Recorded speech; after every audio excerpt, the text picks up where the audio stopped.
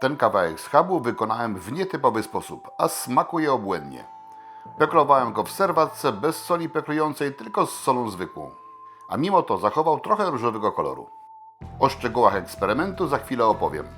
Dajcie łapkę w górę. Z góry dziękuję i zapraszam na film. Witam Was serdecznie późną wieczorową porą. Całkiem niedawno robiłem taki eksperyment na polędwiczce. Tutaj macie link do tego filmu i tam użyłem tylko soli zwykłej i specyficznej serwatki. Potem poddałem tą polędwiczkę obróbce termicznej w wyższych temperaturach, czyli wędziłem na gorąco i podpiekałem. A mimo wszystko zachowała w środku całkiem sporo różowego koloru, mimo że nie było tam soli peklującej. Zapowiedziałem, że to powtórzę na większym kawałku i tutaj mam schab, który w początkowej wersji miał kilogram, ale odciąłem warkocz, ściąłem błonę zewnętrzną i w tej chwili mam trochę ponad 0,8 kg.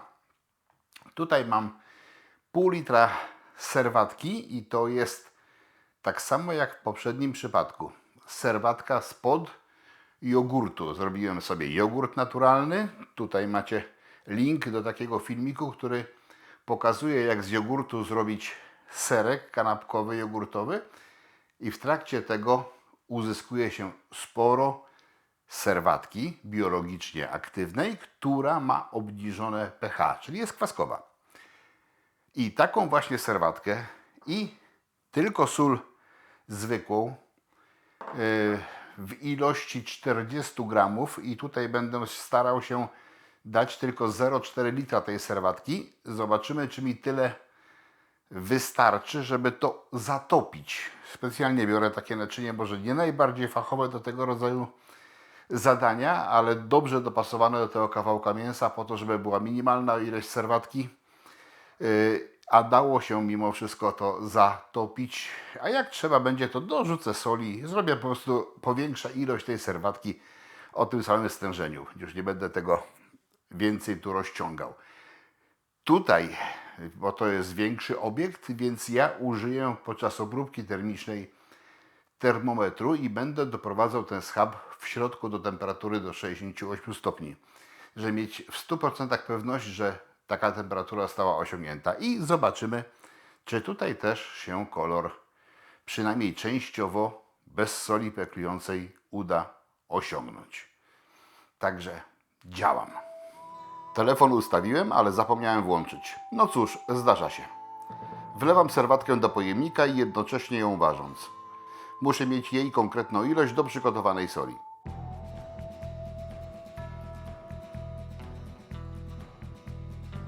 Zanurzam schab w serwatce i wstawiam do lodówki. Wszystko oczywiście pod czujnym okiem inspektora nadzoru. Kilkanaście dni później kontrola wciąż jest na stanowisku. Pachnie świetnie. 15 dni, nie 14, a nawet 15 dni przebywało to w lodówce. Oczywiście zaglądałem, oczywiście obracałem i byłem przygotowany na to, by mniej więcej w połowie tego czasu tą zalewę wymienić, gdyby istniała taka konieczność, taka potrzeba, ale ja jej nie stwierdziłem. Cały czas ładnie pachnie, nic się na wierzchu nie zbiera. Oczywiście wynik tego peklowania, mięsko jest nie takie piękne różowe jak po soli peklującej, ale bardzo ładnie pachnie. Bardzo fajnie.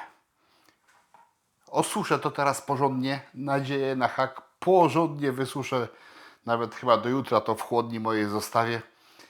Niech to porządnie obeschnie. Jutro będę wędził. Będę wędził na gorąco. I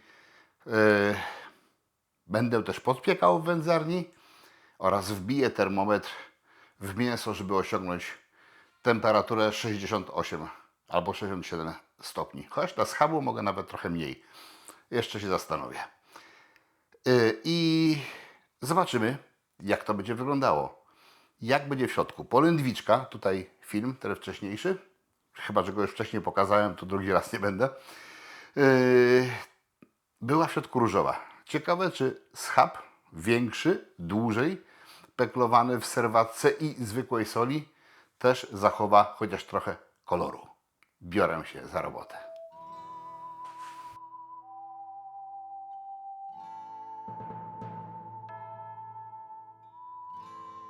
Jak wspomniałem, osuszam i wieszam na haku. Następnego dnia czas przygotować wędzarnię. Mogę ją dowolnie ustawiać, uwzględniając kierunek słońca lub wiatru.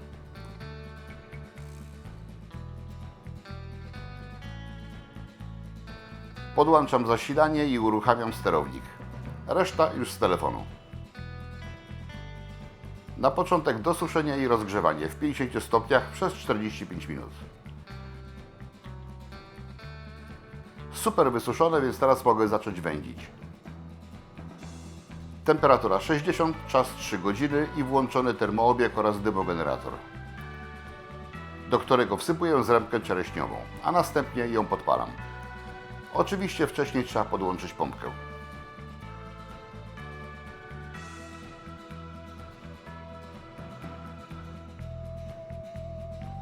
Dym pojawia się natychmiast. Pozostaje tylko czekać.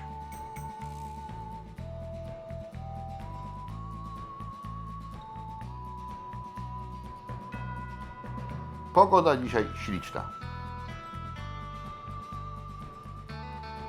Zostało 6 minut do końca i trzeba sprawdzić, jak schab wygląda. Smutno wygląda jedna sztuka w wędzarni, ale to eksperyment. Nie ma co ryzykować więcej. Wyjmuję na światło dzienne, by ocenić kolor. Jeszcze trochę brakuje, więc dla pewności godzinę dołożę.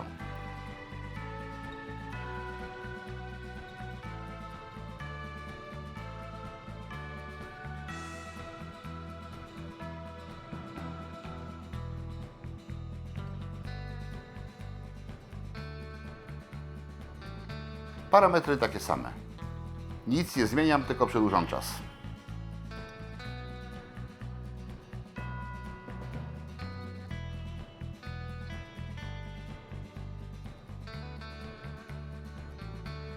Teraz troszeczkę lepiej wygląda, ale wciąż nie jest zbyt intensywny kolor. Dłużej jednak wędził nie będę. Czas na podpiekanie.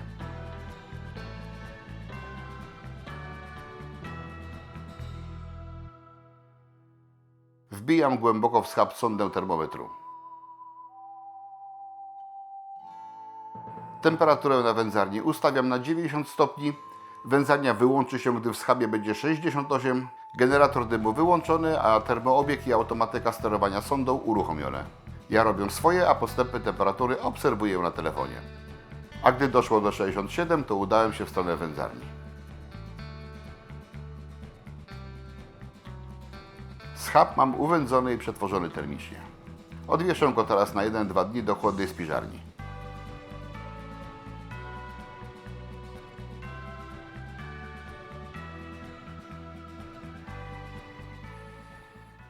Pachnie naprawdę bardzo fajnie. Estetyka mogłaby być lepsza. Mógłby się ładniej kolorek odłożyć. Jeszcze w świetle słonecznym to wyglądało naprawdę fajnie, ale w takim sztucznym już tak okazałe nie jest. Ale to i przy polędwiczce, którą wcześniej wykonywałem, zauważyłem, że na mięsku peklowanym w ten sposób kolorek się nie tak chętnie odkłada. I mimo, że było tutaj drewno czereśniowe, położyłem naprawdę duży nacisk na porządne osuszenie. Zakładając właśnie, że dobre osuszenie i drewno, które daje dość intensywny kolor, dadzą taki ciekawszy, fajniejszy efekt. No, jest to ewidentnie uwędzone, ale mogłoby być piękniejsze. Ale nie w tym rzecz. Ważne jest to, jak to będzie wyglądało w środku. Dlatego trzeba przykroić.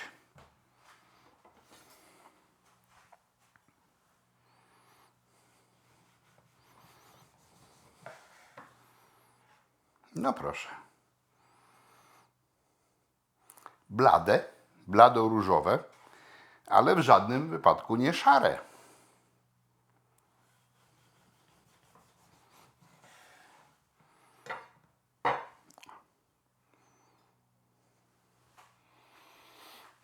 Pachnie naprawdę bardzo fajnie, a tu jest tylko sól i serwatka.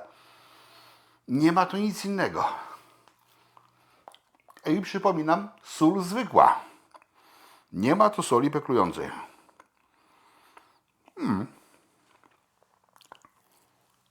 Nie jest to intensywny różowy kolor. Jest blady, ale nie jest typowo szary.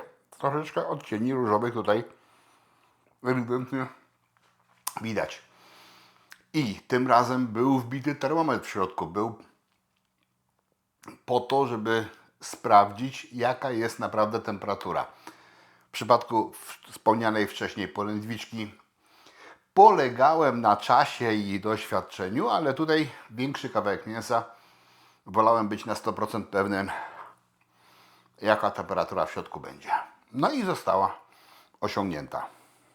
I powiem Wam, jak na mięsko, które przetrwało 15 dni, chyba tak, 15 dni w serwatce, w solance opartej na serwatce, na kwaśnej serwatce, zaznaczam jeszcze raz, i przyprawione tylko i wyłącznie solą zwykłą.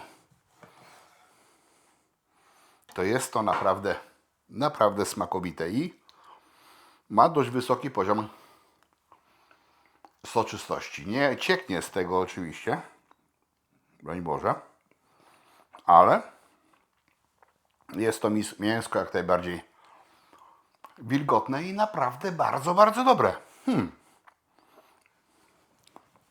Zresztą widać, co chwilę kroję kolejny kawałek, bo się nie mogę specjalnie powstrzymać. Jak dodam do tego, że to jeszcze jest mięsko, nie jest jakiejś super, hiper ekologicznej hodowli, tylko normalne mięso handlowe,